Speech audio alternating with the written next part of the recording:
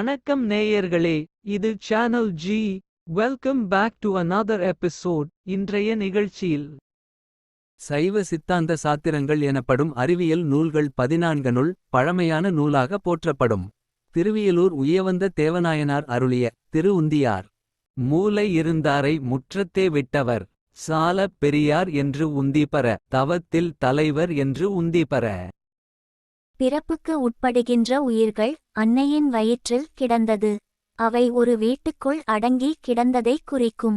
பிறவிக்கு வந்த பின்பும் கூட நனவு, கனவு, உறக்கம், பேருறக்கம், உயிர்ப்படக்கம் என்னும் 5 நிலைகளுக்கு உட்பட்டு மாயா கருவிகளுள் முடங்கி கிடக்கின்றன. தத்துவங்கள் ஆகிய மூலைகளில் ஒடுங்கி கிடந்த உயிர்களை சிவானந்தம் ஆகிய முற்றத்திலே கொண்டுவந்துவிட்ட குருநாதர்.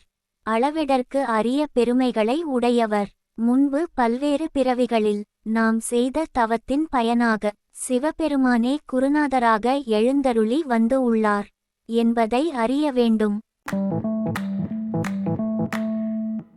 அன்பு நேயர்களே, இது உங்கள் மனம் கவர்ந்த சானல் ஜி.